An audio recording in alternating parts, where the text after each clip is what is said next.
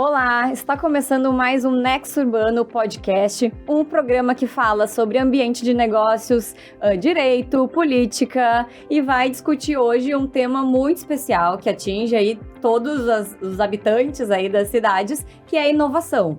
Então a gente traz hoje aqui conosco, comigo ao meu lado como host, o Pedro Henrique Mosman. Olá, boa tarde, boa noite ou bom dia a todos. Não sei que horas o ouvinte vai estar nos assistindo, nos ouvindo, mas sejam muito bem-vindos e espero que a conversa seja muito proveitosa hoje.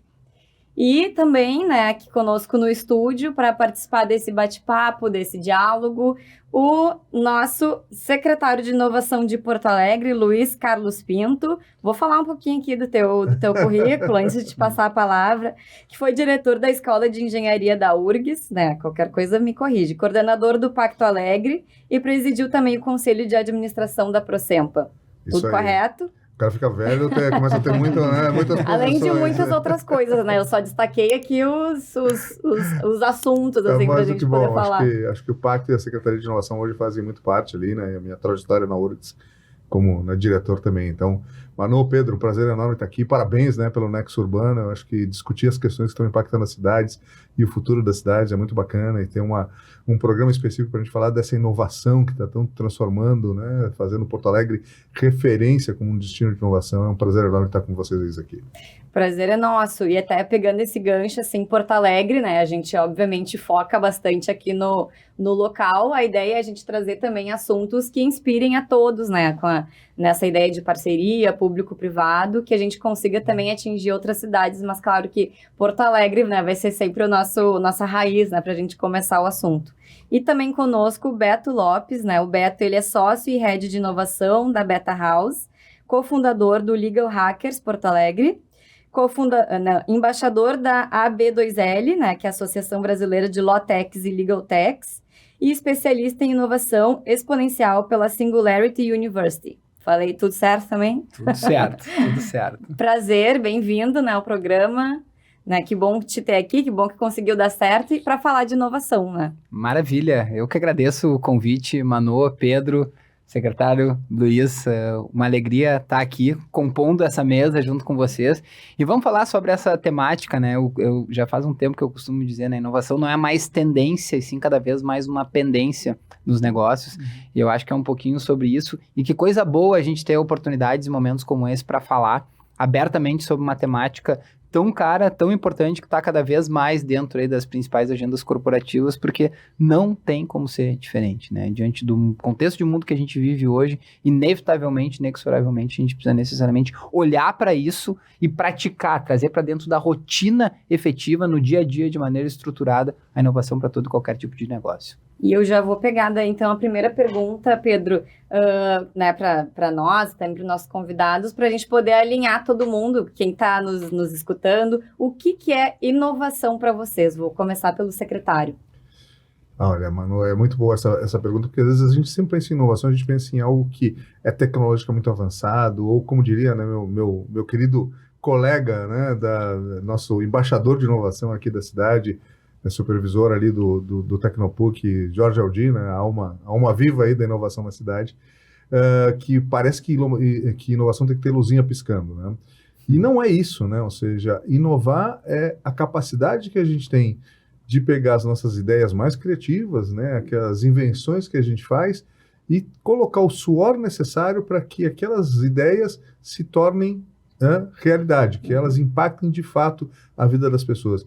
Então, a característica principal do inovador é essa vontade de fazer e essa resiliência, em conseguir superar obstáculos para que as coisas realmente se tornem físicas, que elas impactem as nossas vidas. Eu acho que inovação é isso, Inovação é o espírito de que a gente, inquieto de que a gente tem que novas formas continuadas de fazer as mesmas coisas melhor. Perfeito. Beto, quer complementar? Claro, super em linha com o que o secretário falou. Eu tenho um conceito muito particular, assim, de inovação e eu gosto do tema porque a definição, a acepção da palavra ela é muito ampla. Eu gosto de definir inovação como, e eu trago isso em diferentes contextos já, todo e qualquer tipo de solução nova para um problema antigo é uma inovação. e qualquer tipo de solução para um problema novo é inovação também. Então, eu gosto de pensar a inovação na perspectiva do problema, de trazer uma perspectiva diferente para ele, ou daqui a um pouco de descobrir novos problemas também, e daí qualquer tipo de solução vale como uma inovação também. Então, lógico, tem muitas pessoas que gostam de falar também que inovação está muito relacionada a emitir nota fiscal, então que precisa necessariamente ter...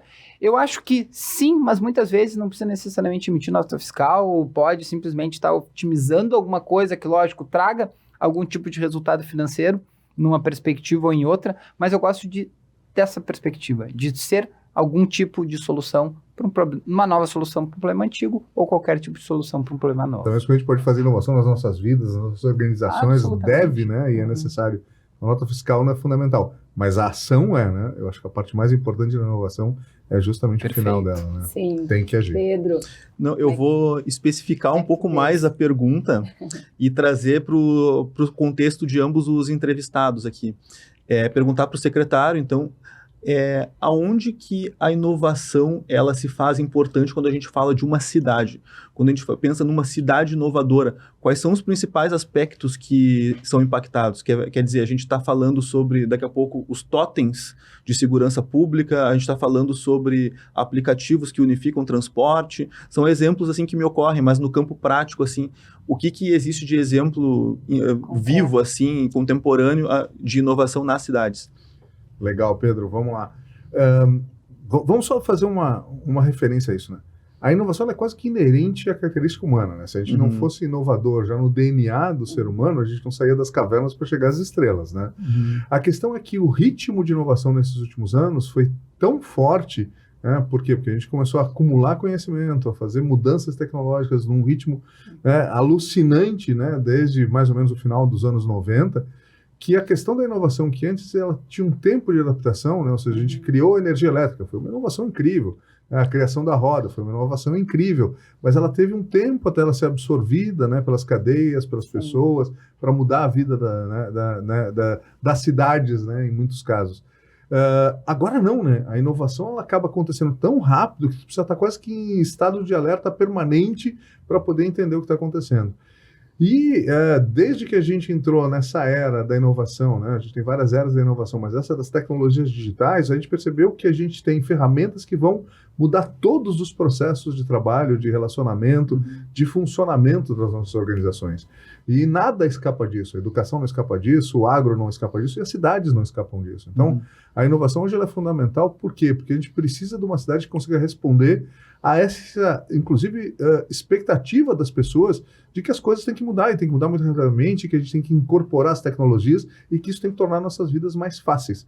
Então, assim, hoje a inovação deixa de ser uma vantagem competitiva para ser uma necessidade, né? Ou seja, a gente tem que estar inovando permanentemente e aí significa o quê? Sim, incorporar tecnologia, as tecnologias novas abrem horizontes muito bacanas, mas significa também a nossa capacidade de se desacomodar. O primeiro passo da inovação é desistir um pouco da maneira como tu vinha fazendo as coisas para pensar se não tem maneiras mais inteligentes, mais ágeis, mais rápidas de fazer. Acho que isso traduz muito para o que a gente vem fazendo dentro de Porto Alegre, né? Na hora que a gente coloca um programa de governo digital, na hora que a gente muda o ambiente de negócios, na hora que a gente se declara um Living Lab aberto, e a gente pode depois explorar um pouco essas ideias, a gente está colocando uma outra postura da cidade para ela receber essas inovações, para ela incorporar isso no setor público e para que ela atraia os talentos criativos que são o motor disso tudo. Excelente.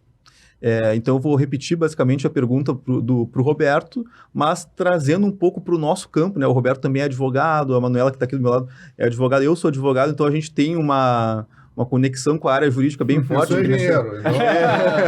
Eu sou jornalista primeiro, então... Exato, Cuidar esse monte de advogado. Mas trazendo um pouco para esse campo, assim, porque quando eu estava pensando em inovação no direito, inovação nas cidades, eu fiz uma autocrítica e percebi o seguinte, não, eu tenho uma visão muito superficial sobre isso. Tanto que eu acabo caindo nesses exemplos que eu trouxe, assim, inovação é isso, inovação é aquilo, é um aplicativo, mas eu imagino que seja uma coisa muito mais ampla, está conectado, assim, eu descobri com a nossa conversa prévia que está conectado com visão de futuro, né? Inovar, acho que envolve necessariamente essa capacidade de projetar o que a gente quer ser para daí ter o caminho para chegar lá. Acho que a visão é a construção do futuro, né? De novo, a Sim. coisa de trazer as ideias para a realidade. Então essa perspectiva, ela amplia muito, assim, esse conceito de inovação, mostra como o tema é rico. E daí perguntar para o Roberto como que a inovação tem atingido o mundo jurídico. Muito boa pergunta. E é interessante a evolução dos impactos da tecnologia dentro do setor da advocacia, sobretudo nos últimos, vamos fazer um recorte aí de 7 anos aproximadamente. Por que 7 anos? Há 7 anos atrás eu era advogado de um escritório de advocacia tradicional, desempenhando a advocacia tradicional, terno, gravata e tudo mais. E casualmente eu me encontrei assim com um grupo de outros advogados inquietos, com perfis mais ou menos parecidos com o meu. E foi ali que a gente acabou fundando algumas das coisas ali que a Manu estava trazendo, que é trazer o movimento do Legal Hackers para Porto Alegre, né? É um movimento internacional que tinha por objetivo justamente colocar no centro da mesa a interseção entre direito e advocacia.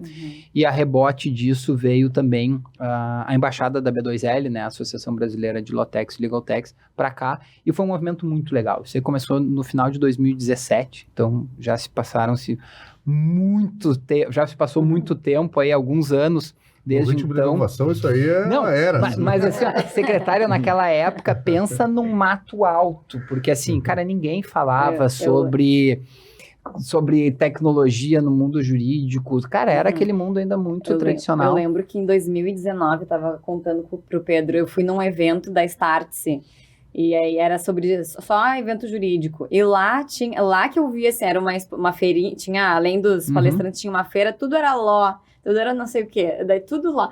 Daí que eu vi o universo que existe, né, ainda a ser explorado. Na época era o início ali dos softwares de jurimetria e eu fiquei impressionada, assim, tanto é que daí a empresa depois se chamou Social Law, porque tinha que ter o Law, que todo mundo lá na feira tinha o Law. Não, e daí lá em 2018, 2017, a gente começou esse movimento, foi um movimento importante, assim, e que de fato teve um impacto bem legal, principalmente no ano de 2018, a gente fez muita coisa.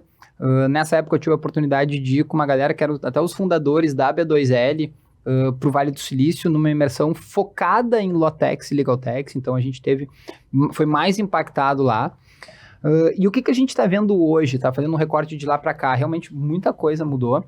Aquela questão do advogado muito refratário ao novo, muito conservador, foi flexibilizada, né? Eu acho que desde a forma de falar, a forma de se vestir, uma linguagem cada vez mais acessível, a questão de legal design, eu acho que é uma coisa que está vindo de uma maneira muito forte também, para tornar mais acessível para todo mundo, uma coisa que durante muito tempo foi muito ruim, foi muito chato, foi muito distante da sociedade em geral, mas nada, assim, lógico. A inovação tem essa lógica do foco no valor, né, e não na forma, né? Exatamente. E daí, cara, no final do dia, quem é o usuário de um contrato? Não, são as partes que estão fazendo aquilo, e daqui a pouco ficava uma discussão, por vezes, de sexo dos anjos dos advogados, sem uma entrega de valor aos usuários reais que estavam no final do dia, sendo as pessoas que se valiam daquilo lá. Então, eu acho que tem um avanço muito importante com relação a isso.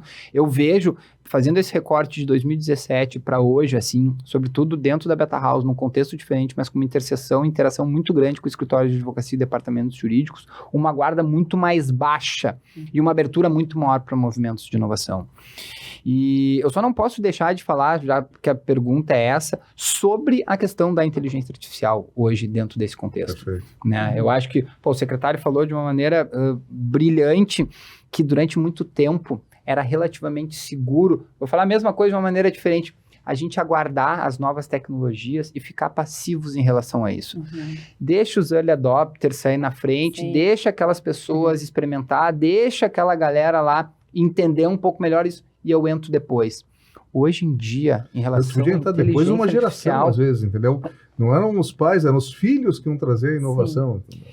A inteligência artificial, ela é daí um tsunami, assim, na perspectiva de que, cara, quem ficar simplesmente observando, quem ficar de guarda alta, e a gente vê até um movimento meio negacionista por vezes, a chance de ser atropelado ela é muito grande. E daí tu não vai nem ver quem é que te atropelou, né? Tem uma frase que eu gosto, até no podcast com a Kelly eu comentei sobre isso também, que atribuem ao treinador do Mike Tyson, que é todo mundo tem uma estratégia de tomar um soco na cara. Né? E eu acho que é um pouco disso, cara, as novas tecnologias, daqui a um pouco é um soco que tu não vê nem da onde vem, tu não conseguiu nem mapear que cara é aquele, e daqui a um pouco tu tá na lona e não tem mais muito o que fazer.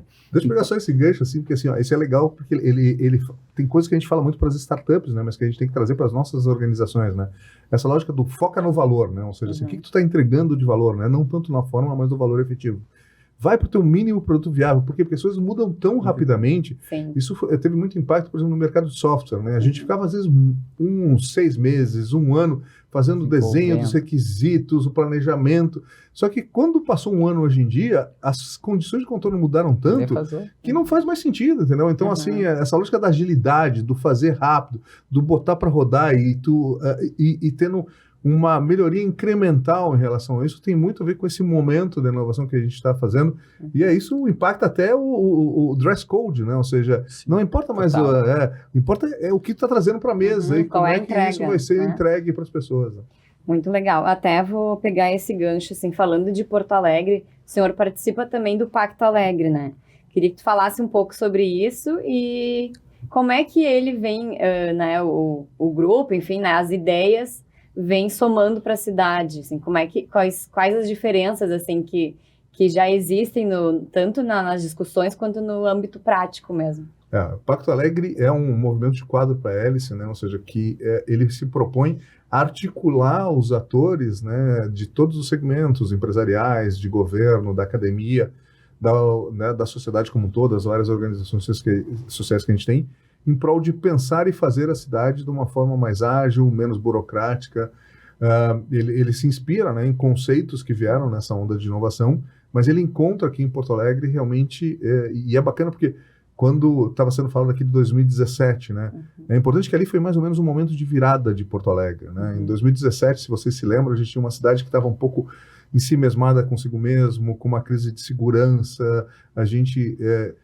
em alguns círculos da cidade, a gente via aquele negócio, cara, tem gente andando pra caramba e Porto Alegre tá ficando para trás. A gente se lembrava que nós éramos uma capital da qualidade de vida lá dos anos 80, mas que a gente vinha aos poucos parecendo se diminuindo em relação a isso, né? A gente tinha, em 2017, a gente foi provocado, o pacto nasce um pouco dessas provocações de gestores públicos, de empresários que dizem, cara, eu não quero desistir de Porto Alegre, mas a gente precisa mudar o viés de Porto Alegre, porque Porto Alegre está se tornando menor a cada tempo, né? Ela está exportando seus melhores talentos.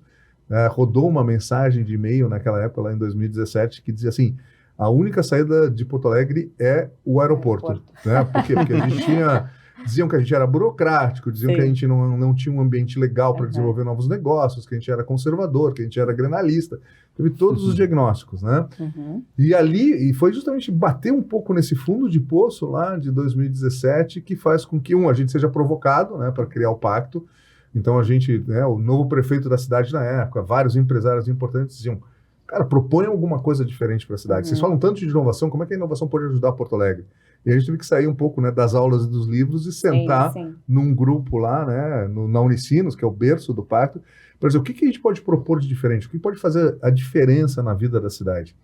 E aí, todos nós tínhamos, né, muitas milhas rodadas aí pelo mundo, a gente começou a pensar, né, nos ecossistemas que a gente conhecia, em quem estava conseguindo se adaptar melhor a esse século XXI, né? Barcelona, Medellín, Florianópolis, que naquela época estava com um pacto de inovação, conseguindo criar os centros regionais lá na realidade de Santa Catarina, né? Recife, que se reinventou com a vinda do César, a criação do Porto Digital, e a gente dizia, mas espera aí, Porto Alegre tem, talvez, valores inerentes mais ricos, né? A gente tem universidades excelentes, a gente tem empresários excelentes, a gente tem lideranças políticas reconhecidas. A gente tinha, teoricamente, ingredientes melhores para fazer uma receita de uma cidade de sucesso e a gente não achava o que fazer. Aí a gente se deu conta que o problema, agora, né? A gente usa muito essa metáfora, era a síndrome do PSG.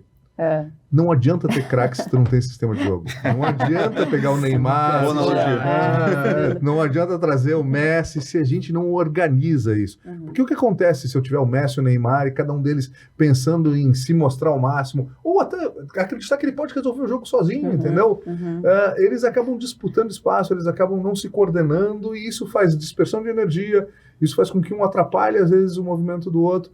A gente hoje usa ela explica muito bom, assim daquilo que a gente, né, Sim. começou a propor. Então a gente propôs a coisa mais simples com o pacto. Vamos nos organizar, vamos conversar mais, vamos apostar na lógica da abundância e não na lógica da escassez. Tá. A lógica da escassez é aquilo, eu tenho uma boa ideia, eu guardo para mim, eu não Uhum. compartilho com ninguém, né? Ela é o contrário, inclusive, dos podcasts e de tudo Aham. que a gente vem fazendo. A lógica da abundância é o contrário, né? Quanto mais eu apostar no ecossistema, né, de alguma maneira, às vezes nem entendendo qual é o meu ganho imediato com aquilo, mas entendendo que se eu apostar, né, na lógica de fazer conjunto e melhorar o ecossistema, no fundo a maré sobe para todos e todo mundo melhora. E o pacto foi Perfeito. fundamental, né? Porque a partir do pacto a gente consegue criar uma sensação parecida com o que tinha lá no Vale do Silício, né? Que é essa sensação de fronteiras muito baixas, né? Você se lembra aquele imaginário do Vale do Silício? Em 2 telefonemas eu falo com o presidente da Apple, o presidente da Microsoft. Isso hoje acontece na escala de Porto Alegre, né? Sim, Está sim. tudo muito conectado na área da inovação. E a gente conseguiu fazer projetos como Caldeira, Marca de Pô. Hoje o Pacto ele acabou sendo a plataforma no qual a gente conseguiu, e isso a gente diz desde o primeiro momento. Os projetos são super importantes, mas o grande desafio é mudar a mentalidade, fazer as pessoas voltarem a acreditar, né, e Isso é trabalharem essencial. juntos para Porto Alegre. E graças a Essencial. Deus aconteceu. E até como resultado, acho que foi ano passado, que daí Porto Alegre foi reconhecida como o melhor ambiente de negócio do Brasil, né? Isso. Então, A vida do Salt Summit, né, ela foi A com vida do os Salt vários Summit. atores do pacto. Uhum. A gente tinha lá a gente das universidades, a gente do governo do estado, a gente da prefeitura, empresários, todos unidos para trazer o Salt Summit. Então, isso permitiu que a gente exercesse essa lógica ecossistêmica, né? Fugir da lógica da escassez. Bem em linha com isso, secretário, que você está falando, para mim, existe a personificação disso tudo, talvez, acho que está um pouco de Salt Summit, sem dúvida nenhuma, né? O Zé tem uma posição muito importante dentro dessa articulação também, mas eu vejo que talvez a grande personificação seja o Instituto Caldeira. O Instituto Caldeira é o primeiro projeto do pacto. Porque o que eu vejo, assim, cara, ali tu vê isso acontecendo na prática. Tu vê os entes públicos circulando, tu vê universidades conectadas, tu vê o ambiente público ali, vivendo junto com uma aposta o privado. privada, né? A gente trouxe o PIB mais tradicional do estado. Eu me lembro de uma reunião histórica, quando ainda a gente estava na fábrica, né? Não recuperada, em que a gente colocou ali. Cara, se tivesse caído uma bomba lá, a gente acabava com a economia do Rio Grande do Sul, né? Porque eram 20 dos empresários mais importantes do estado, com um pitch feito pelo Marciano Testa, né? Que foi um grande líder, né, para a criação do Caldeira. Do lado deles, o Nelson Sirotsky e o Jorge Gerdau, né? Então, era assim, digamos, o que a gente tinha de mais, né, respeitável, assim, dos líderes inovadores ali, convencendo os demais que eles deveriam apostar na ideia do Caldeira.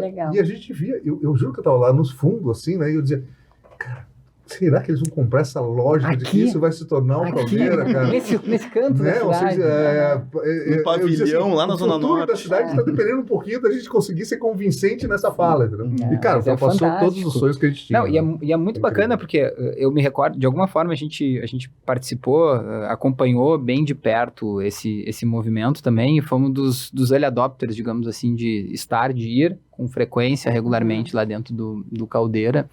E, olha, assim, ó, nem acho que os mais otimistas conseguiam prever a velocidade com que os 22 mil metros quadrados fossem ser preenchidos. Cara, e esse novo movimento já de mais do que dobrar Sendo de que tamanho primeiro ano em numa pandemia velocidade ainda, hein? Sim, exatamente, sim. no contexto Exato. de pandemia. E quem viveu diariamente aquilo, assim, eu posso dar esse testemunho por ter vivido, era impressionante, porque um dia era mais pujante que o outro.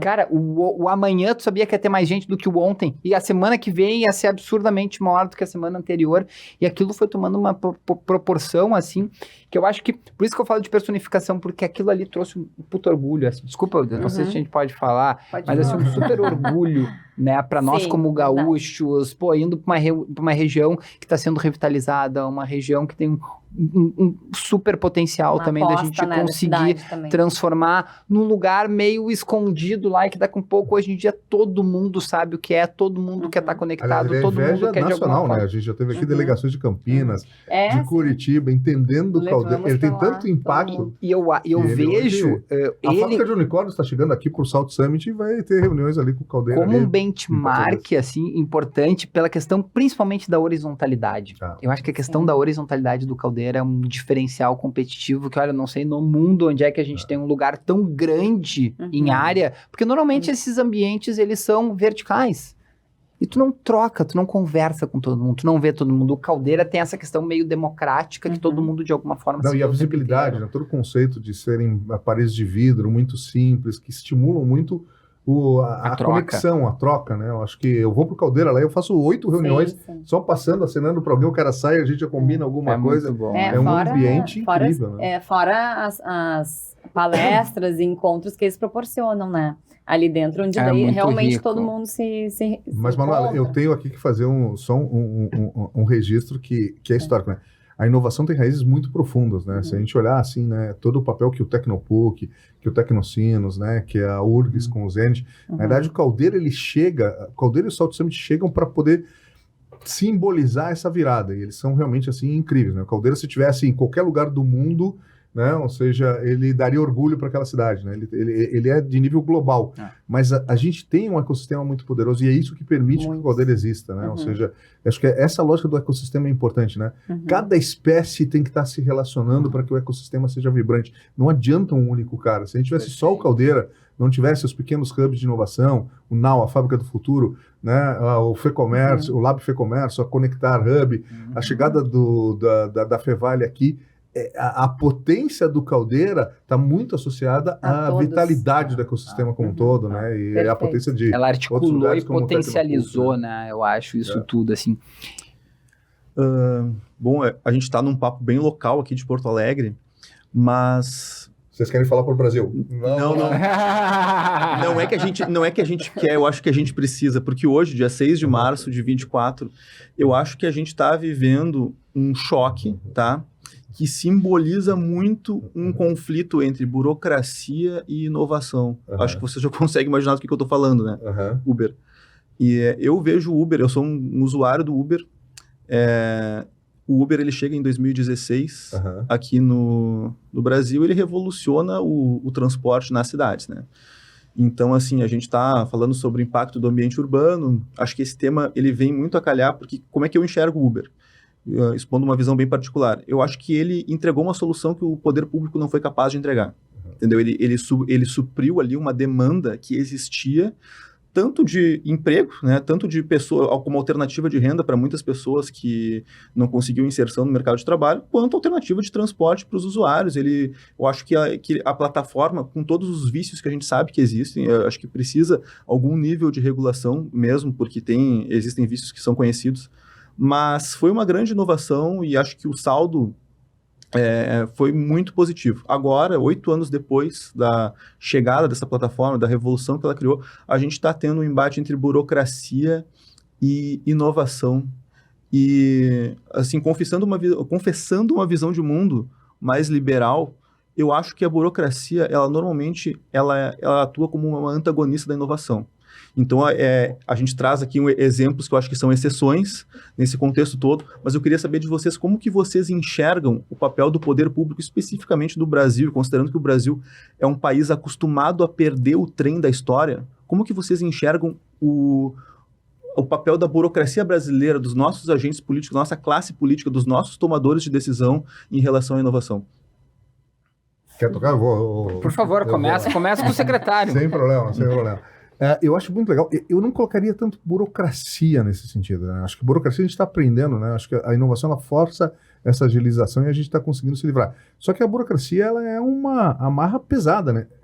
Eu acho que a gente está pagando um pouco dos pecados que a gente fez ao longo do século XX, entendeu? Ou seja, a gente sistematizou demais processos que não precisavam, a gente super regulou coisas que não eram necessárias, né? Eu fiz um curso de Common Law, né?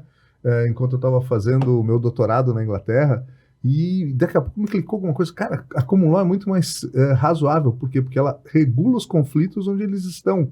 Ela, ao contrário, né, da base de direito romano, que quer estabelecer todos os princípios e que tudo se encaixa nos princípios, a Common Law trabalha, bom, se tem um conflito nessa relação, vamos regular. Mas se não tem, cara, deixa ela acontecer. Eu acho que é isso um pouco que a gente tem que trazer. E acho que a inovação está ajudando a mudar esse momento, né? Eu acho que, sim, a questão do Uber, ela coloca, por exemplo, por um lado, a gente pode dizer que a gente está tentando regular, como a gente está tentando regular as redes sociais, a gente está tentando regular a inteligência artificial, e faz parte do direito regular esses conflitos, né? Porque sempre vão existir zonas, né, cinzas ali que são necessários, né? O direito existe fundamentalmente para estabelecer onde é que a gente tem, né, essa interface entre o direito de um e o de outro, mas ao mesmo tempo a gente tem avanços importantes. O reconhecimento, por exemplo, do emprego por plataforma é uma coisa que muda, né, de maneira, né, que não dá mais para voltar para trás, entendeu? Os modelos que a gente está trabalhando.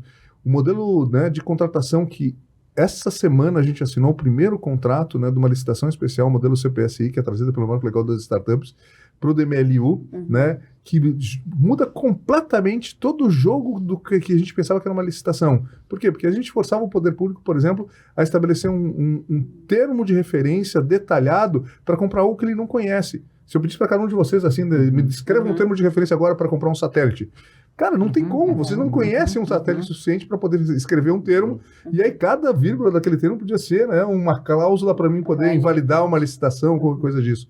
O Marco Legal das Startups traz um novo mecanismo e diz assim, cara, bota o teu desafio, o poder público tem que descrever o que ele precisa. Lança o e problema. Deixa o poder privado trazer a solução, empacotar essa solução. Claro que eu preciso ter, né, ou seja, parâmetros interessantes para dizer assim, ó, o que me atende esse desafio? Melhorar a vida das pessoas, reduzir o prazo de alguma coisa, me dar um dashboard diferenciado, eu tenho que entender muito bem, né? Ou seja, afinal de contas, qual é que é o valor que a gente vai entregar. Mas a solução tecnológica tem que ser trazida pelo privado, tem que ter liberdade para essa solução tecnológica. E olha que legal, nessa chamada para o DMLU, que a gente está tentando fazer uma gestão mais inteligente de sistemas de limpeza urbana, que era uma dor que a gente tinha, fiscalizar o serviço, saber qual é o nosso desempenho, qual é a nossa produtividade, onde é que estão as equipes. O prefeito não tinha visibilidade nenhuma de, por exemplo, depois de um temporal como a gente teve, por onde que as equipes já passaram? Essa informação estava, né, em alguma planilha de papel que ia ser muito difícil de consolidar para que a gente pudesse tomar decisões em relação a ela. A gente está mudando com essa lógica ali e trazendo sensores que vão estar, né, nas equipes de limpeza e dashboards para a gente poder vivenciar isso quase que em tempo real. Né?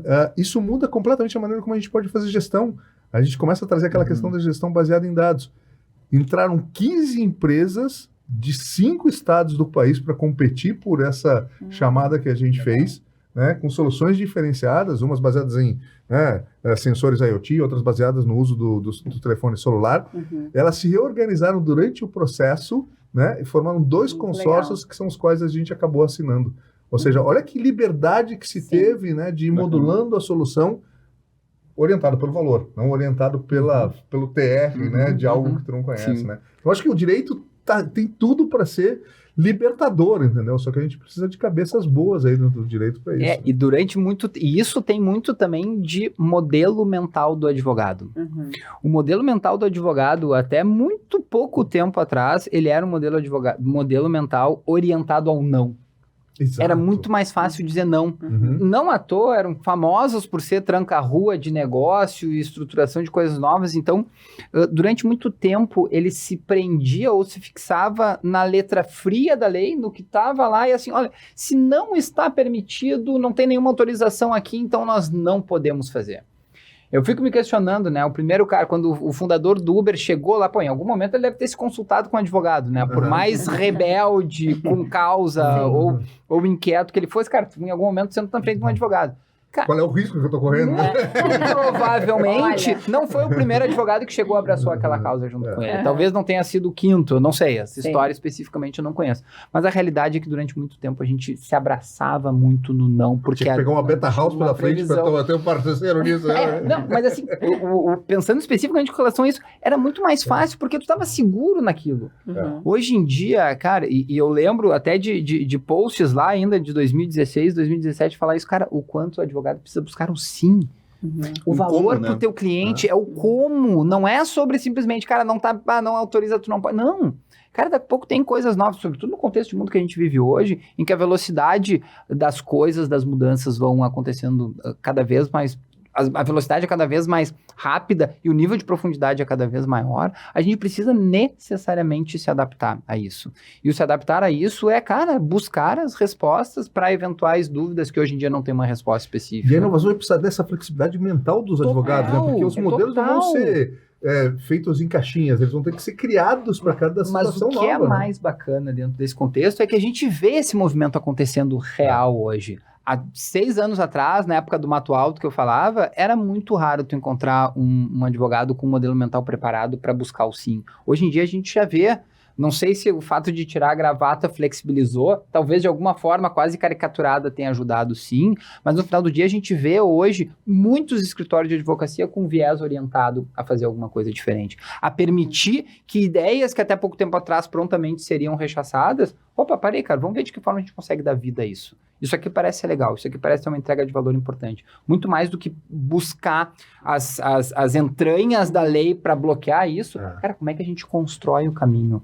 E por vezes tu acaba tendo que ser meio subversivo, meio anarquista. A inovação está sempre ali, né? Na linha disso. Mas, cara, diante desse contexto, a gente precisa necessariamente, por vezes, dar esse passo além. Sim, né? Arriscar. Só que acho que nessa trajetória a gente se encontra assim com diversas nuances, né? Diversos limites assim que a gente vai obrigando a se testar. Eu tô trabalhando num caso agora no meu escritório que a gente assumiu semana passada, acho que ele é bem representativo disso, né? É uma startup de educação que ela fornece soluções já há muito tempo para quem contrata ela pontualmente, de forma privada, através de cursos assim preparatórios para o Enem. Então eles vêm entregando resultados diferentes. Então, o que eles nos procuraram querendo? A gente quer contratar com o poder público. Ou pode ser município, pode ser estado, pode ser município ou estado, né? E como é que a gente constrói esse modelo? E aí a gente começa a construir um modelo, só que a gente sabe que a gente vai depender de convencimento, de vontade política, de saber o quanto o poder público está preparado para entender aquele modelo de negócio deles, que é um modelo que ele não é exatamente um cursinho pré-vestibular tradicional que a gente já conhece, também não é uma disciplina da forma como ela é dada num colégio, eles têm uma metodologia diferente, então aí que o desafio se apresenta, né? Como é que eu vou passar por esse como é que eu vou traduzir essa atividade para quem vai efetivamente tomar a decisão? E aí é a parte que a gente vai procurar trabalhar no sentido de descobrir mesmo, assim, esses tomadores de decisão aqui específicos, eles estão preparados para entender esse modelo aqui, para pelo menos que exista boa vontade de daqui a pouco colocar aquilo em teste para ser lapidado, para ser amadurecido, enfim. É justamente na postura do agente público que reside o nosso maior desafio. Eu vou ter que falar nessa daí, porque assim, é super importante, isso é legal, porque assim, além de fazer Porto Alegre, a gente tem trabalhado muito na lógica das redes, né? Ou seja, porque assim, a inovação ela não tem fronteiras, né? Então a gente criou o Fórum de Gestores de Inovação da Região Metropolitana de Porto Alegre, justamente para a gente compartilhar uma série desses novos mecanismos. A gente está fazendo uma ação com Curitiba, Florianópolis, Joinville e Caxias para criar a Tech Road, que é a rota tecnológica do sul do país. E tem hoje um agrupamento chamado Inova Cidades que reúne os gestores de inovação, porque não necessariamente o cara é secretário de inovação, pode ser um secretário de desenvolvimento econômico, outro de todo o país, que tem umas 70, acho que a gente vai chegar em 90 cidades ainda esse ano, assim, que são as cidades que estão liderando esse processo, né?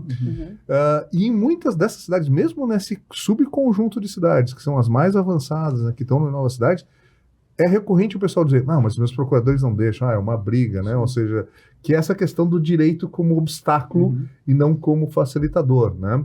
Mas aqui em Porto Alegre, né, não sei que mágica que a gente fez, talvez seja o pacto, talvez seja os early adopters, talvez seja sido a nossa depressão que chega, né? A gente está vivendo um momento muito especial, né? Que inclusive outras cidades têm vindo nos visitar para entender isso. Por quê? Porque a gente tem... Claro, a gente tomou um cuidado, né? A inovação, como a gente diz, trabalha no limite, mas eu tenho lá, né, a minha diretora, né, desses programas todos que é o Live Lab POA, que abre o espaço de Porto Alegre para que a gente tem 75 propostas de soluções inovadoras que estão em testes em Porto Alegre. semáforos inteligentes, armários inteligentes, bikes inteligentes, sistemas para evitar queda nos hospitais. E daí, né, ou seja, de tudo, tá? Baseado num decreto que a gente fez, né, antes do marco legal das startups, que dizia, eu posso abrir o meu espaço público para qualquer um testar, desde que não tenha custo para o meu espaço público. O que ganha a startup? Ela ganha a possibilidade de que eu tenha um feedback de técnicos qualificados de uma das cidades mais importantes e sair com o selo, olha, eu testei aqui, né, e funcionou em condições reais. Porque muita startup tem solução de bancada, né? Ou seja, elas precisam testar a solução em condições, né, complexas para que elas validem aquela solução. Então a gente consegue dar um certificado de que elas participaram do Living Lab e ao mesmo tempo a gente consegue expor para vários setores da Prefeitura de Porto Alegre soluções diferenciadas, entendeu? E abastecer, inclusive, futuros, né, termos de licitação ou, né, termos de parceria, ou seja, o que for lá. Mas o que é importante para tudo isso? A gente precisa ter uma certa segurança jurídica, né? Ou seja, porque eu preciso ter agilidade e flexibilidade. Nosso decreto nos permitiu isso, mas a gente tem um cuidado de fazer as coisas de uma maneira muito organizada, com o mesmo critério para todo mundo, né? Não é tanto a questão de legislar, é a questão da gente ter um processo muito bem resolvido. Obviamente eu tenho, né, uma pessoa que fez doutorado na França, passou pelo Tecnopuc lá para fazer a gestão desse programa, que é uma advogada, e a minha secretária adjunta é uma ex-procuradora que também veio para a inovação para transformar um pouco isso. Eu acho que, na verdade, o direito, né, do bem, o direito da inovação, né, ele é um ator muito importante. Ele pode ser tanto um bloqueador, quanto que ele pode ser o facilitador para a gente encontrar os caminhos legais, seguros, né, com a responsabilidade pública para que a gente possa usar a inovação nos seus limites, né? E que entenda no final do dia também o valor que está sendo entregue a partir daquilo, né? Porque daqui a um pouco tu querer taxar uma coisa que está funcionando bem e simplesmente regulamentar numa perspectiva que é ruim pro empreendedor, que é ruim no final do dia pro usuário, isso acaba sendo um tiro no pé. Né? Então, o cuidado que se tem que ter também com relação... Precisamos regulamentar? Sim, precisamos cuidar disso, não tenho dúvida nenhuma. Tem uma série de lacunas abertas com relação a isso. Mas que essa regulamentação venha com parcimônia e venha alinhado a essa compreensão e até mesmo fazendo esse equilíbrio da entrega de valor que tem, para que isso não impacte daqui a um pouco, para que piore a experiência do usuário. Na loja do Comulon regular o que é necessário para evitar um conflito, exatamente, né? Exatamente. Mas deixa o negócio, dá um pouco mais de... Eu tenho esse pensamento um pouco mais liberal também, de, cara, deixa a coisa acontecer e vai regulando de acordo com as necessidades, né? Tem um texto, um artigo muito interessante do Bill Gates até, na época que explodiu ali a inteligência artificial, em que ele trazia... Tem uma preocupação hoje muito grande da sociedade no mundo como um todo com relação à regulamentação da inteligência artificial. Eu tenho absoluta tranquilidade porque em vários outros momentos sociais a gente passou por isso e o ser humano conseguiu superar. E dele trazia o exemplo... Até energia atômica, né? Que pode nos destruir. Até energia atômica. E ele trazia dentro desse recorte do artigo, especificamente a questão dos carros, né? Quando a gente as carroças lá, as carruagens foram substituídas por carros, ninguém sabia. Precisou acontecer os primeiros acidentes para, a gente precisa ter um semáforo, a gente precisa ter uma preferencial, não adianta tu inferir o que é necessário fazer antes da realidade mostrar o que efetivamente precisa ser regulado. Não tem como Então, tudo. Eu acho que a gente passa a ter problemas em relação a isso, burocracia ou algum outro termo, mas que tranca um pouco de movimentos de inovação, quando a gente começa a inferir quais são as respostas que a gente quer dar. Exato. E daí tu trava, e daí tu bloqueia a inovação. A minha grande preocupação, assim, pessoal, em relação a isso, é a visão arcaica de grande parte dos nossos tomadores de decisão. Porque eu vou dar o exemplo do nosso presidente da República. Ele tem uma origem sindicalista. Então, ele está tentando responder a esse problema do Uber com uma visão dos anos 80, que foi toda pensada para regular a relação do operário do metalúrgico com a fábrica, e não para regular uma relação complexa como essa do Uber. Então, ele está usando institutos arcaicos. Ele não tem, acho que não tem quadro técnico também que consiga pensar numa solução mais harmoniosa, que contemple a necessidade do usuário, a necessidade do próprio profissional.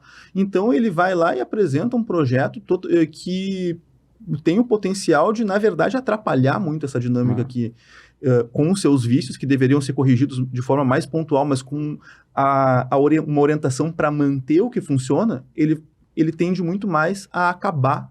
Ou acabar, não, eu não quero ser também sensacionalista, não acho que vai acabar a plataforma, mas eu acho que o poder público, principalmente num exemplo como esse, ele atua como um antagonista da inovação, né? E falando agora, aproveitando esse gancho, falando um pouco desse espaço, a gente está falando bastante de espaço, né, de tempo, né, falou assim, de sistemas arcaicos, enfim, e eu queria, né, ver com vocês como é que vocês acham, assim, que essa mudança de mentalidade, né, que está acontecendo, a gente sabe que a inovação é uma coisa muito rápida, não tem mais como viver do passado, né, procurar no passado, talvez, respostas para coisas que a gente ainda nem tem. Mas como é que vocês enxergam, assim, o futuro? Já, né, tá acontecendo essa transformação muito rápida. O que a gente espera das cidades para daqui a 20 anos? Assim, vocês conseguem já pensar em coisas que vão acontecer? O que ainda a gente pode melhorar? Como é que a parceria público-privada pode contribuir nesse caso? Eu acho que esses direcionamentos públicos eu vou deixar para quem é autoridade, né? Vamos começar com o público. Não, eu tenho que fazer um disclaimer primeiro, né? Ou seja, eu sou um otimista por natureza, né? Então, assim, tu vai sempre me ver vendo uma visão de que as coisas vão acontecer. Mas eu acho que a gente tem ao longo da história, né? A gente tem saltos e percalços e etc. Mas é uma história de... Hoje a gente oferece muito mais conforto às pessoas. Hoje a tecnologia facilitou muito a vida, né? Se a gente for olhar a grande tendência, a tecnologia ao longo do tempo ela acaba empoderando o ser humano, né? Isso não é feito às vezes com equidade, isso é feito às vezes, né, como eu disse, com alguns soluços. Às vezes a burocracia faz com que a gente tranque algumas coisas. Mas eu acho que a tendência global é de que a tecnologia bem utilizada ela acaba achando seus caminhos. Eu uso muito a fórmula de que a inovação ela tem que ser que nem água. Ela não pode ficar batendo, né, a cabeça contra a pedra, né? Nem às vezes quando a pedra é legal, entendeu? Ela tem que achar qual é o caminho em que ela consegue seguir seu curso e avançar, entendeu? Faz parte, lembra que eu falei lá no início, essa questão da resiliência da inovação, da flexibilidade da inovação, ela é fundamental para que a gente possa manter o ritmo de inovação. E isso, felizmente, está passando um pouco para a mentalidade das pessoas, né? Ou seja, especialmente em Porto Alegre, por todos esses... Né? Mas acho que isso pode acontecer em todas as cidades, mas precisa ter liderança. Estou falando aqui com todo mundo que está ouvindo esse podcast. Assuma, entendeu? Os early adopters são importantes. Dá para mudar. A gente transformou Porto Alegre, mas isso está acontecendo em outras cidades do Rio Grande do Sul, isso está acontecendo em outras cidades, porque a tendência é global. Né? A inovação é algo inescapável. Ela vai mudar, a inteligência artificial vai ser utilizada. O ser humano, ao longo da sua história, nunca abandonou uma tecnologia. Né? O que a gente tem que fazer, muitas vezes, é entender o melhor uso dessa tecnologia e os limites dessa tecnologia. A combinação de inteligência artificial com robótica, com sistemas digitais, pode permitir, pela primeira vez na história da humanidade, que a gente consiga gerar valor sem o trabalho direto. Né? Parte das reflexões de alguns filósofos é justamente qual é o papel do ser humano num mundo que pode funcionar e gerar riqueza sem necessariamente ter uma intervenção direta humana. Que ser humano tem que ser esse? Né? Como é que ele tem que se portar aqui? Como é que a gente trabalha ele no sentido criativo? Né? E como é que a gente garante que essas oportunidades atinjam a todos, para a gente não ter, né, esses abismos sociais que a gente tem em alguns lugares. Então, assim, se tu perguntar a minha visão de futuro, cara, para mim ela sempre vai ser positiva. Eu acho que é mais tecnologia que vai resolver. A gente tinha, né, Malthus dizendo que ia faltar alimentos. Cara, a gente já multiplicou as barreiras que a gente tinha graças à tecnologia. Né? A gente vai limpar a terra de tudo que a gente fez errado no século XX com mais tecnologia, e estão aí surgindo muitas tecnologias interessantes. O problema para cada cidade e cada ecossistema é não ficar para trás nessa questão. É o que a gente estava preocupado com Porto Alegre, né? Ou seja, da gente estar na fronteira, da gente estar na onda em que mais rapidamente essas mudanças vão ser positivas para a nossa sociedade. Né? E no âmbito privado, como é que vocês enxergam, assim, vocês discutem isso? É uma realidade, né, tanto na Beta House, enfim, quanto outros projetos? Sem dúvidas. Antes, só deixa eu trazer uma questão, aproveitando o gancho até do secretário aqui com relação a essa questão de que nós vivemos hoje um mundo melhor do que no passado. Tem um livro que eu acho fantástico, que chama Factfulness, que é um mundo, uma vida baseada em fatos. Né? A gente de vez em quando escuta, não, porque a vida piorou, não sei o quê. Cara, quais são os dados e fatos que demonstram algum tipo de... Todos os dados na perspectiva humana do mundo, eles evoluíram. Diminui o número de pobreza, diminui o número de morte por abandono, diminui o número de morte por inanação, aumentou o número de... Cara, a gente vive mais, a gente tem mais saúde. Tudo. Não existe um dado que tenha piorado. Então, assim, nós vivemos hoje um mundo melhor do que se vivia no passado. Apesar de algumas pessoas... Fatos, números. Apesar de algumas pessoas preconizarem, né, existem muitos alarmistas, né, toda perspectiva, toda fala que a gente tem sobre inteligência artificial é sempre uma perspectiva positiva também, sempre uma perspectiva otimista. Eu não acho que vai substituir, eu não acho que vai simplesmente acabar com os empregos, eu acho que ele vai ressignificar muitas coisas. Sim. Né? Ele vai demandar adaptação. Ele vai demandar adaptação, ele vai deixar, o Harari fala, né, dos seres humanos irrelevantes, daqui a pouco vai ter pessoas que vão ficar no meio do caminho, mas assim, que vão se adaptar, como no passado os ascensoristas tiveram que se adaptar, as pessoas que cobravam daqui a pouco. Se a gente pode transformar os advogados para virar inovadores, né? Ou seja, o resto é assim, eu acho que a gente tem uma série de oportunidades que começam a vir para a mesa. E falando em visão de futuro, eu vou puxar um outro livro também super interessante, de um cara chamado... ai, meu Deus. O 2041 do Kai-Fu Lee. O Kai-Fu Lee é um chinês, uma das maiores autoridades em inteligência artificial. Ele escreveu um livro que é 2041. É fantástico, eu dou super essa dica aqui para quem está nos ouvindo. E olha que interessante, o que é 2041? Ele é um dos maiores especialistas na área de tecnologia de inteligência artificial. Ele pegou um contista da China e ele escreveu 10 contos que se passavam em 2041, dentro do contexto de inteligência artificial. E daí o cara traz as narrativas de como é que vai ser a vida, o dia a dia das pessoas em diferentes contextos com relação a isso, e no final de cada conto ele traz a base técnica, a base científica do porquê aquilo lá potencialmente pode ou deve vir a acontecer. E o mais bacana é que o nome 41 remete à questão de que 41 é AI no numeral. Então ele faz o jogo de AI. E é fantástico, porque ali tem histórias, ele começa a tangibilizar um pouco. 20 anos, que foi o recorde que tu ainda fez, né? A provocação, cara, não posso deixar de falar do livro do Kai-Fu Lee, porque é o recorte que ele faz de, cara, uma realidade muito possível que a gente tem. E daí eu não vou querer dar spoilers aqui, mas é realmente muito impactante. É um livro muito bacana, porque ele é muito bem escrito e tem uma base científica que respalda um pouco daquilo. Né? Mas a gente tem lições de casa a fazer, né? Ou seja, a gente tem ainda conflitos sociais, a gente tem tecnologia mal utilizada. Como eu disse, a gente errou no nível de burocracia que a gente criou no século XXI. A gente vai ter que limpar um pouco disso, né? Tirar a parte das amarras para que a inovação possa acontecer. A gente tem problemas ambientais que a gente deixou para trás, né? Para resolver, né? Agora no século... Então, assim, não é que o mundo seja um mar de rosas, né? É importante que a gente diga para isso. Precisa de esforço, mas a solução é a gente ser mais colaborativo, mais ágil, mais inovador e mais tecnológico. Eu acredito piamente nisso. Né? Eu acredito, só voltando daí, respondendo a pergunta que eu fiz essa introdução, só para não perder o gancho, sobretudo dos 20 anos, mas como é que eu vejo dentro do setor privado esse movimento de inovação, de novas tecnologias ou o futuro disso? As principais corporações, elas já entenderam esse movimento. Não existe nenhuma empresa hoje que não esteja olhando para as principais tecnologias emergentes. E aqui eu vou voltar a falar porque, cara, é um pouco chovendo molhado, mas é o óbvio. E de vez em quando o óbvio ele precisa ser dito e repetido, que é a questão dos impactos, principalmente de inteligência artificial. É muito grande e vai ser cada vez mais. Esses dias eu li alguém tweetou, não é nem mais tweetou, mas colocou lá na plataforma do X, uma frase que eu achei fantástica e ela, para mim, ela representa muito isso e é muito impactante. Que a gente vive hoje a fase mais embrionária da inteligência artificial.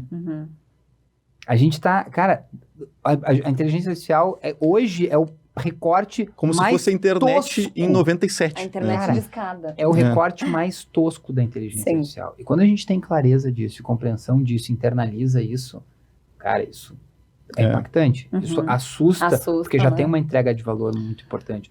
Tu pega a Sora lá, né? Que é o braço ali da OpenAI agora, que tu digita um prompt e faz um vídeo fantástico, no nível de definição absurda. Uhum. Cara, Perfeito, né? isso aí tá vindo aí, a gente não sabe o quanto aquilo lá já tá pronto ou vai demorar mais uns 2 anos. Mas assim, vindo isso, lógico que assusta. É lógico que a gente começa a questionar uma série de questões.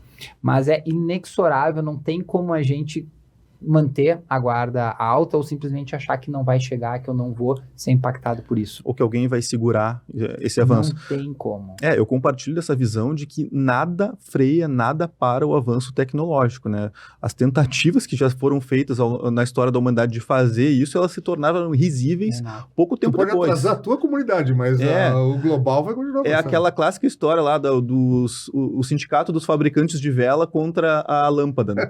Não tem... só que a gente vai ter desafios muito importantes, né? E a gente olha, eu sou otimista também porque a gente olha para o mundo desenvolvido e eles já estão pensando isso há um certo tempo. Renda básica universal, por exemplo, o fundamento dela é um fundamento muito bom. Quer dizer, a gente está aumentando a produção de riqueza e fazendo uso da inteligência artificial, das tecnologias para isso. Então, assim, como é que a gente vai distribuir essa riqueza? Porque nem todo mundo vai ter lugar no mercado de trabalho, né?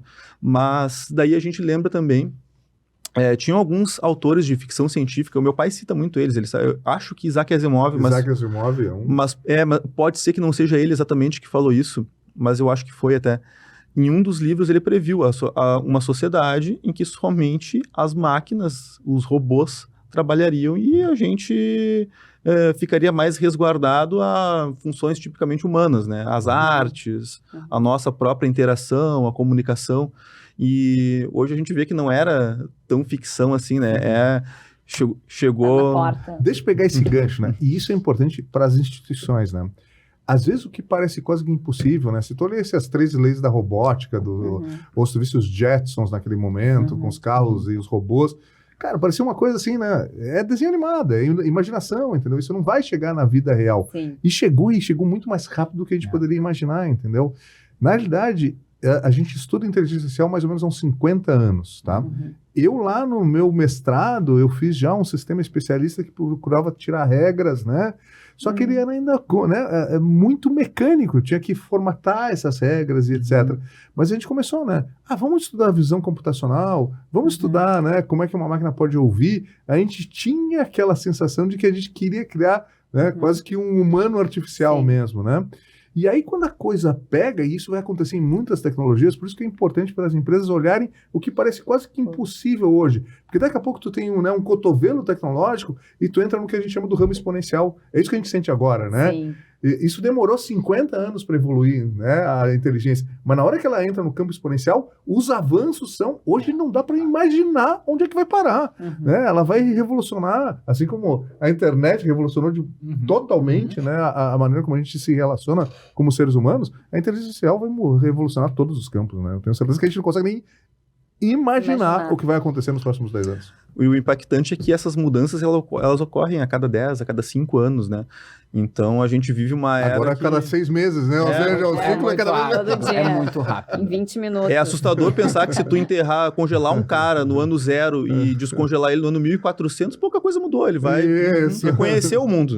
Agora tu congelar um cara em 2010 e descongelar agora, o cara, meu Deus do céu, pra onde é que a gente tá indo? E isso coloca o desafio, né? Para educação, para gestão pública, para os advogados, que, cara, se adaptar é a regra, né? Ou seja, adapte-se ou fique obsoleto. Perfeito. E agora a gente está nos nossos 5 minutos finais, então vou pedir agora. Passou rápido, né? Achei que ia passar bem rápido. Então vou pedir umas considerações finais aí. O que vocês têm de fechamento mesmo de inovação? Até depois, como é que as pessoas que querem fazer parte, que querem entrar nesse meio, eu digo assim, querem realmente botar a mão na massa e fazer a diferença, né, para a cidade, como é que elas podem participar e o que vocês têm aí a dizer, assim, dessa realidade, né, do nosso dia a dia. Vou dizer uma coisa que eu tenho dito em muitas coisas. Desacomode-se, cara. As coisas estão acontecendo e tem fronteiras muito bacanas ali, né? Então, assim, entra nesse jogo. A inovação é para todos, né? Ela não é excludente, né? E a gente está trabalhando muito isso em Porto Alegre. Se tu quiser participar do Pacto Alegre, né, que é transformar a cidade de uma forma colaborativa, né, os voluntários são sempre bem aceitos, procura Pacto Alegre lá na internet que tu vai saber. Se tu quiser testar uma solução inovadora de qualquer lugar do planeta em Porto Alegre, procura Living Lab Poa, né, a gente está aqui aberto e tentando retirar ao máximo, com o auxílio dos advogados, né, para a gente poder ter o melhor ecossistema legal aqui de inovações. E, por fim, né, eu queria só lembrar que a gente tem um fórum muito bacana, queria já convidar o Beto, né, vocês que estão aqui da parte legal, a gente criou há 2 anos atrás o Fórum de Direito Digital e da Inovação, que reúne gente da inovação e do direito, né, da OAB, dos escritórios e tal e coisa, justamente para discutir as fronteiras, o que a gente precisa preparar. Então, assim, uma hora qualquer, tragam um fórum aqui, porque esses temas todos precisam de discussão, né? Perfeito. Legal. Parabéns, Nexo Urbano! Obrigada. Muito bom, adorei o papo também. É sempre muito bom falar sobre inovação e com quem vive a inovação, né, no seu dia a dia. Isso acho que faz toda a diferença. Tem muita gente que daqui a um pouco fala e na prática faz, no final do dia, muito pouco. Né? Eu acho que para quem quer começar a inovar, e daí olhando numa perspectiva talvez mais corporativa dos seus negócios, existem 2 questões assim que são regras super importantes e relevantes. A primeira delas é entender sobre o valor que tu entrega para a pessoa que te consome. O teu cliente, o teu usuário. Tu ter uma clareza de valor que tu entrega para ela é um primeiro passo de melhorar a experiência. Muito de inovação tem a partir daí. E a segunda daí, esse na perspectiva mais de olhar para fora e olhar para dentro, a gente precisa necessariamente implementar e desenvolver e fomentar cada vez mais uma cultura orientada à experimentação. O que eu quero dizer com isso? Inovar dói pra cacete, porque é difícil, Sai da zona de porque conforto. é caro, te tira da zona de conforto, não tem as métricas de inovação, não são métricas financeiras, tu colocar métrica financeira, tu não tem maturidade, porque tu não vai atingir as métricas financeiras, a menos que tu seja muito, tem uma acurácia assim absurda, que na maioria das vezes não vai acontecer, então tu vai te frustrar. O objetivo ele é incerto, né? A gente vê, por exemplo, o Facebook ele se reorganizou, a gente vai dar esse passo aqui e o passo não. Então a gente vê uma big tech mundial não sabendo também os rumos, como conduzir uma inovação, né? Então imagina nós. E entender que essa cultura de experimentação vai trazer erros, e esse erro não é o erro pelo erro que a gente busca, é o erro pelo aprendizado.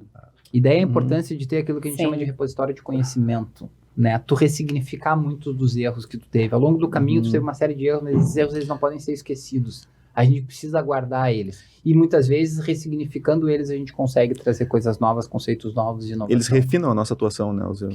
Muito, e é super importante. Então, na perspectiva de fora, entender essa perspectiva mesmo, assim, de valor para o teu cliente, na perspectiva interna, cara, não fomentar o erro, mas fomentar a experimentação. De que forma a gente consegue fazer diferente, medir isso, não na perspectiva financeira, mas sim de valor mesmo. Que Manu, vou te roubar mais 10 segundos, eu sei que a gente está em cima da hora. Mas assim, acho que uma coisa que apareceu muito no Beto, né? Eu tenho que ter fé na inovação, né? Quase que um credo, assim, né? Eu tenho que acreditar que aquilo vai dar certo. Eu ia dizer uma religião quase, né? Um crer, assim, né? Mas um crer que é baseado no fazer. E para isso, muitas vezes, tu tem que estar junto com pessoas que pensam assim. Então, uma das dicas também, eu acho que poderia dizer, cara, convive num espaço de inovação, né? Convive com gente que está participando dessa jornada. Isso vai te empoderar para isso, né? Seja no Caldeira, no Tecnopuc, seja nos campos de inovação que a gente tem tantos na cidade, né? Acha o grupo dos inovadores e vai junto. Perfeito, então. Muito Agora obrigado. Sim, pessoal, muito obrigada pela presença. Valeu. Secretário de Inovação de Porto Alegre, Luiz Carlos Pinto. Beto Lopes, que é sócio e head de inovação da Beta House. Pedro Mosman e eu, Manuela Tomasi. Obrigada a todo mundo que assistiu e que escutou também nas nossas plataformas de áudio. E também aproveito para deixar aqui o nosso e-mail. A gente está recém começando, a gente está aberto para novas ideias, para inovações. Quem tiver ideias para trazer para o podcast é nexourbanopodcast@gmail.com. E nos sigam nas redes sociais. Vai estar também o vídeo, né, no YouTube depois desse episódio. Maravilha. Valeu, Muito e não vai obrigado. fazer. Valeu. Vamos lá, vamos fazer, né? Bora, valeu, pessoal. Valeu.